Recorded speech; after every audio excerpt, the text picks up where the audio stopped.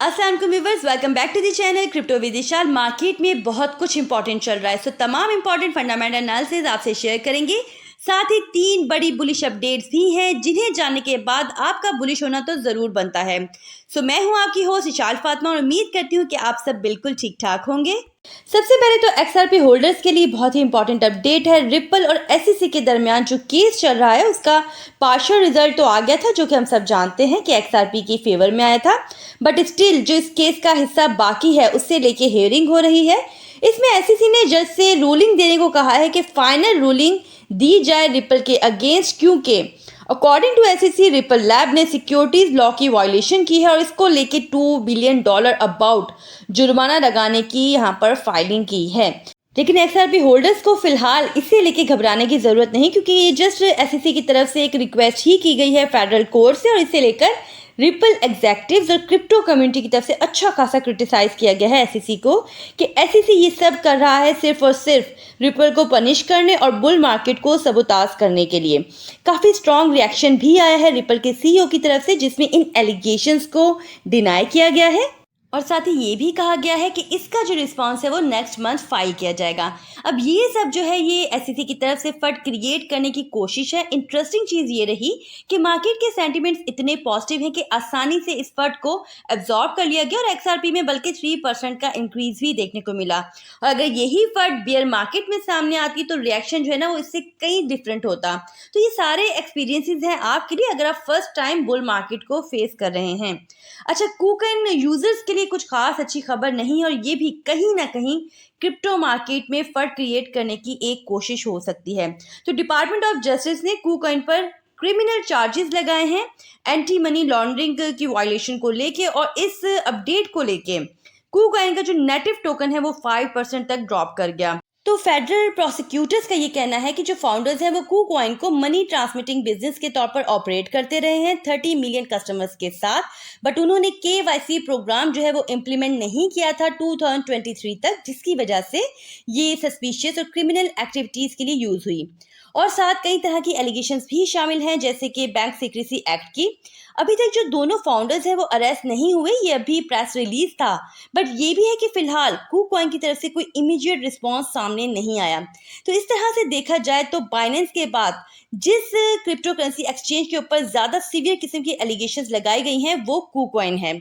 अच्छा viewers, derivative data के according तकरीबन $9 बिलियन वर्थ के BTC ऑप्शंस जो हैं वो ड्यू हैं एक्सपायरी के लिए 29 मार्च को, जो कि लास्ट फ्राइडे बनता है इस मंथ का। तो इस दौरान मार्केट में आपको वॉलेटिलिटी देखने को मिल सकती है, तो आपने इसे लेके फोकस रहना है। इसके अलावा इथेरियम के ETF को लेके भी बहुत बड़ी प्रिडिक्शन आई है एक सीनियर एनालिस्ट की तरफ से, जिन्होंने BTC ETF को लेके एक्यूरेट प्रिडिक्शन दी थी। तो ब्लूमबर्ग के ETF एनालिस्ट एरिक का कहना है कि स्पॉट इथेरियम ETF का SEC से अप्रूवल होने के सिर्फ 25% चांसेस हैं। वजह यह बताई है कि फाइनेंशियल रेगुलेटर्स की तरफ से लैक ऑफ इंगेजमेंट देखने को मिल रही है, जो कि एक नेगेटिव साइन है। जिस तरह से आपने देखा था कि BTC स्पॉट ETF के टाइम पे SEC की मीटिंग्स हुई थी, पेपर वर्क हुआ था, अमेंडमेंट्स हुई थी, एक माहौल बन रहा था, तो वो यहाँ पर नजर नहीं आ रहा। ये भी मैं बता दूं कि मई मंथ को लेके एक्सपेक्टेशंस है कि इथेरियम स्पॉट ETF का अप्रूवल शायद सामने आ जाए, तो इसके लिए हमें मई का वेट करना पड़ेगा। खैर, तो इस वक्त की सबसे बड़ी और सबसे बुलिश अपडेट भी सुन ले। London stock exchange BTC plus Ethereum दोनों के ETNs की मार्केट स्टार्ट करने जा रहा है 28 मई को, और स्टॉक एक्सचेंज इसी लेके एप्लीकेशंस को एक्सेप्ट करेगा 8 अप्रैल से। और ये जो प्रोडक्ट्स हैं ये प्रोफेशनल इन्वेस्टर्स के लिए होंगी सिर्फ। अच्छा, यहाँ पे ETNs को लेके आपने कंफ्यूज नहीं होना। ETNs means exchange traded notes. ETNs जो होते हैं बेसिकली ETF की तरह ही होते हैं, बट ETF में जब इन्वेस्टमेंट करते हैं तो समझ लें आप फंड में इन्वेस्टमेंट कर रहे होते हैं। जो बाइंग होती है वो जितने आप शेयर्स खरीदोगे ETF कंपनी को उतना BTC खरीदना पड़ेगा, लेकिन ETNs में एक्चुअल फिजिकल BTC खरीदना नहीं पड़ता। तो अच्छी खासी बुलिश अपडेट है क्रिप्टो मार्केट के लिए।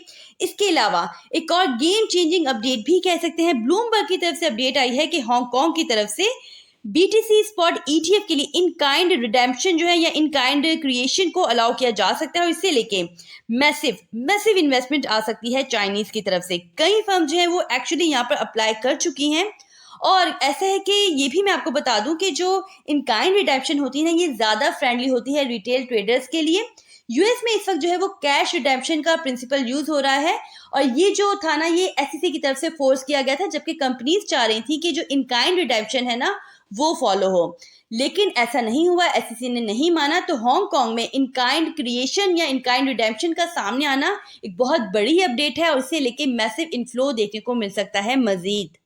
तो वीडियो के लास्ट में एक बहुत ही ज़बरदस्त किस्म की प्राइस प्रेडिक्शन भी आपसे शेयर कर दूं बीटीसी को लेके। रॉबर्ट कियोसाकी जो कि अवॉर्डेड बुक रिच डैड और पुअर डैड के ऑथर हैं और फेमस फाइनेंशियल एक्सपर्ट भी हैं, उनकी तरफ से ये प्रेडिक्शन की गई है कि बीटीसी की जो प्राइस है वो $1 लाख तक जा सकते हैं इसी सितंबर, यानी वो 4th क्वार्टर तक भी नहीं जा रहे भाई। वो कह रहे हैं कि 3rd क्वार्टर के अंदर ही बीटीसी की जो प्राइस है वो $1 लाख तक चले जाएंगे, जो कि बहुत ही बोल्ड प्रेडिक्शन है। तो आप भी पॉजिटिव रहें और साथ ही साथ फोकस भी रहें। आई होप कि आज की वीडियो आपको पसंद आई होगी। अगर तो ऐसा है तो वीडियो को लाइक ज़रूर कर लीजिएगा, साथ ही साथ अपना फीडबैक कमेंट्स के थ्रू ज़रूर हम तक पहुंचा दीजिएगा। चैनल पर नए हैं, चैनल को सब्सक्राइब कर लीजिएगा, बेल के बटन को दबा लीजिएगा ताकि आने वाली कोई भी इंपॉर्टेंट अपडेट आपसे मिस ना हो पाए। अपना बहुत ख्याल रखिएगा। Take care. अल्लाह हाफिज़।